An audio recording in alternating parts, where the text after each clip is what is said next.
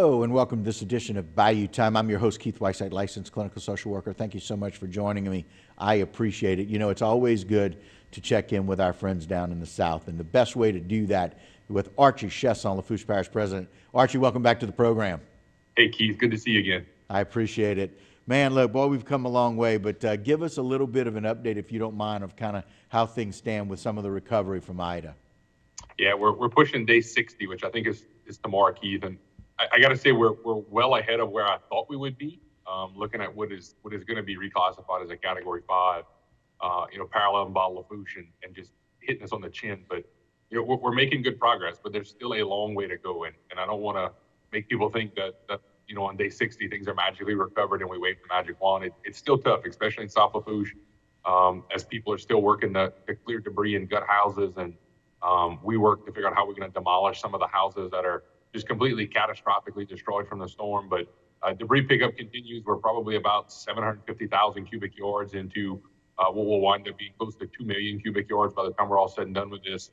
Our debris contractors continue to make progress every day.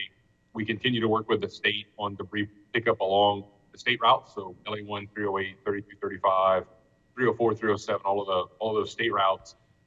They've kept doubling the number of trucks. It looks like there hasn't been much progress the last couple of days, and I saw an email yesterday from Representative Brian Fontenot of the DOTD asking the status and how much they've picked up, and they're pushing along as well. I mean, it's just when you think about the amount of debris that's on the ground, it's just a very slow process, because that one pile of tree debris you have in your front yard may take a truck 2 or 3 trips to the site to dispose of it and come back.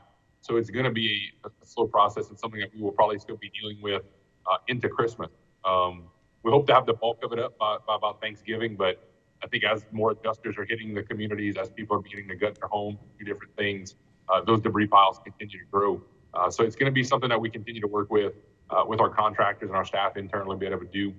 We're also working on a strictly black bag pickup. We've got a lot of questions about when are we going to see those black bags that we may have put blown in insulation in, or ceiling tiles or stuff we didn't want flying around in these black bags. So we're working with our contractors to run a black bag only route, because the regular debris guys will not pick that up because they can't tell you what's in it.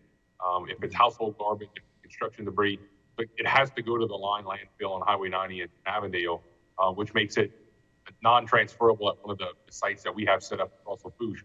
So we're going to have a contractor hopefully lift it over the course of a weekend, bringing a tremendous amount of trucks in over 2 days, pick up just about every black bag, white bag, clear bag that you may have stuff bagged up in to get it on out of here. But we're getting there slowly but surely. Well, and look, I will tell you how well you're doing and how well your team is doing, even with some heavy rainfall that comes through here this week. No issues with backed up drainage, no issues with water and sitting water. It all moved beautifully, and that's because of what your team does to keep those drainages clear, especially with all the debris that's not been picked up. Yeah, our guys have done a tremendous job, as has our contractors. As we follow the debris guys, we're trying to clean ditches, trying to clean catch basins and culverts, and yesterday was a little bit of luck and a little bit of skill, right, from the work that we have done. But the system that blew through yesterday blew through very quickly. Within a matter of about 20 minutes, the winds picked up, the rain poured, and then it was out of here. And it allowed, because it had been dry for the last several days and about the last week, the ground just absorbed everything. We didn't have a whole bunch of issues. There were a couple of spots, I think down in Golden Meadow, I got a report of this morning, where some debris had kind of flown across the road, and they had to shift it back across and put it back where it came from in the piles. But no big catastrophic flooding, no real issues. I know Thibodeau lost some power last night with some telephone poles that maybe had fallen, but other than that, we got really, really blessed last night in the way you look at the pictures from what happened to Lake Charles when it blew through there yesterday morning. We were extremely blessed not to have this type of damage. Yeah, and I know it's a good reference to Lake Charles, because they dealt with a year ago some of the housing issues that we're dealing with now. So we got a couple minutes, if you wouldn't mind just giving us an update on where things are with some of the emergency or support housing. Yeah, I got to meet Nick Hunter, who's the mayor of Lake Charles, earlier this year with Leadership Louisiana that we're going through right now, and when we visited that area of the state. And I feel for that guy. Between Laura and Delta, they flooded earlier this year, and now the tornadoes. I understand completely what he's going through, and now I understand his frustration, especially on the housing front. We yelled for 40 plus days that we needed housing for our residents, and luckily it's finally here. It's been of a process to get it off the ground and going. We have probably about 3,000 residents who we know are going to need some type of sheltering. Of that, about 650 have qualified for FEMA's direct housing program. So we know we probably have about 2,400 left, 2,500 left that we're going to have to take care of through hopefully the state's program. The FEMA program, we have about 13 of those units on the ground. 2 of them have been licensed in and people actually moved in. The other 11 are being strapped down, utilities hooked up. We have probably about 300 camper trailers sitting at the Home of Terrebonne Civic Center. That's going to be split between Lafourche and Terrebonne. Those contractors are starting to haul and install them as well. We get a batch list every day of probably about 5 or 6 permits, so we know where they're going. We're back checking those contractors to make sure they're safe as far as electrical and utility hookup, and then they're letting them move in. So hopefully I'm hoping in the next month or so, a lot of these units will be on the ground, and a lot of those people who are living in tents or houses that shouldn't be lived in will be taken care of. Well, it's always really good to see. In fact, I will tell you, I passed by there at the Civic Center and I counted the number of trailers, and I said a little prayer that they just got to the people that needed it the most. They got there first. And so it was just one of those things that I was really thankful to see. I'm very happy about those campers and where they're going, because I know there's just a lot of people, as we wrap up this segment, they're not going to leave their area. They're not going to leave their property. So no matter how difficult it is, they're going to want to stay there. That's what we are in South Louisiana. We stay close to our people. We stay close to our home no matter what it looks like. Talk a little bit about this recent releasing of the mask mandate. Yeah, Keith, in the aftermath of Ida, I think right before Ida, our parish positivity rate was somewhere about 18%. It was some high, weird number. And I fully anticipated after the storm we were going to see that number rise, because I knew people were not wearing masks. We weren't social distancing. We were taking care of our community. We were loving on each other. We were picking up debris. We were doing what we had to do. But over the last 60 days, we've actually seen that number really drop to about 3.3%. I think was the number that came out yesterday. So was not completely shocking that the governor released the mask mandate.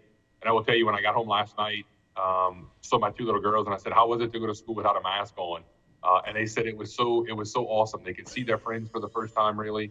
They could see their teachers for the first time, and they were really pumped up. So I think it's a testament to everything that we've done here locally. I think it's a testament to people who continue to get vaccinated. I think it's a testament to just kind of that herd immunity somewhat taken over. And look, I'll be perfectly honest with you, I haven't really paid attention to the numbers. Ever since the hurricane hit, we don't really get those daily updated numbers. So I'll look at them, kind of once a week when the percent positivity rates come out. But, we're doing really well. And I think that, as we get into flu season, you're going to see some flu cases come up. But hopefully this is the end of this. As a state, hopefully as a parish, we've hit the point where we won't see any other surges, and we won't in 3 or 4 months see the numbers rise again and have to go through this all over again. I think, our residents deserve a better answer than that every 4 or 5 months if we get another surge. And we've talked about that before. But we're getting back to normal. It's good to see that post-storm, that we don't have to worry about things like that while we're trying to put the parish back together.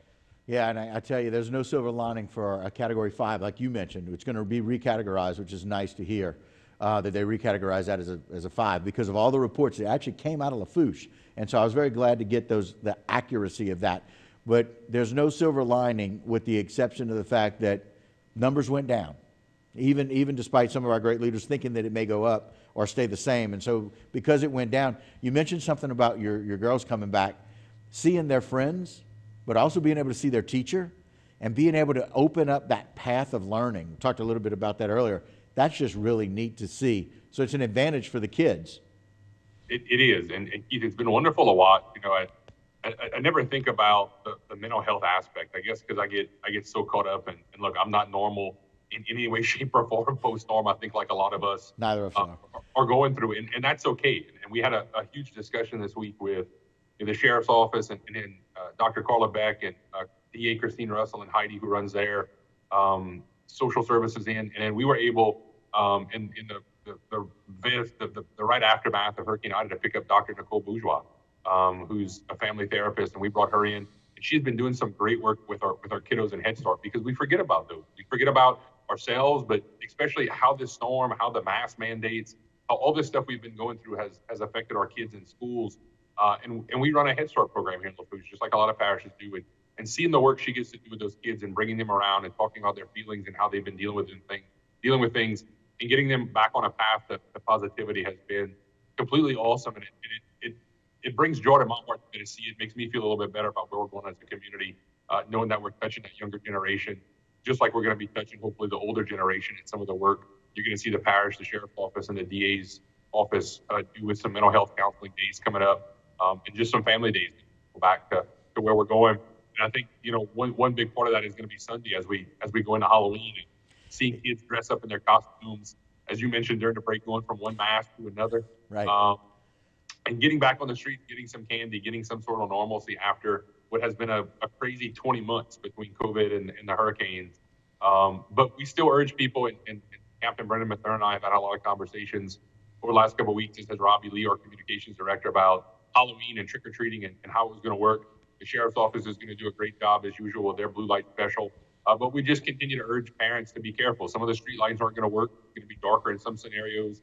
So make sure your kids have glow sticks. Make sure you have a flashlight. Make sure you're keeping track of them. There's still going to be some debris on the street. So if you are giving out candy, kind of clear your driveway, clear a path for those kids to get on and off your property very easily without having to stumble or trip over anything if you still have some debris. But just watch them on the street. Make sure they're using the sidewalk. Make sure they're using the roadways properly. And we're going to get through this and have hopefully what will be a beautiful day on Sunday, weather-wise, through the rest of the week, and have some good weather to do some trick-or-treating. I love the fact that you can talk about that. Let's talk about the last minute that we have, you as a dad, and the excitement that you have for your kids being able to trick or treat. And so I don't want you to tell me what they're dressing up as. I'd just like you to tell me the excitement that you see about them not wearing the mask at school, like you mentioned, and then getting ready for Halloween. So dad hat, just for a minute. Yeah, and I've told this to several people when we had to call that mandatory evacuation for the storm, and I had to put those two little girls and my wife in a car and send them to Texas. I cried like a 5-year-old schoolgirl on my sofa as I hugged them goodbye because I didn't know what they were coming home to. But 60 days later, to see them be able to put on their Halloween costumes, be able to take their masks off at school. I mean, as a dad, it's very enriching to watch them grow up in general. But to see that excitement come back, to see them have some sort of normalcy as we go into the holiday season with Thanksgiving and Christmas and New Year's, it's touching. And I think a lot of parents are seeing that as their kids got off the bus yesterday with no mask on from school, as we're going to see them, go do trunk or treats and trick or treating on our streets over the next couple of days. It's just really heartwarming, Keith. I love it. What a great way to end. Really good update, so we appreciate it. A very happy Halloween to you and your family, and thanks as always for what you do for all of us and the people of Lafourche. Thanks, Keith. Good talking to you. All right, Archie. Talk to you soon. Again, Archie Chaisson, Lafourche Parish President. We will be back with a whole lot more Bayou Time when we continue.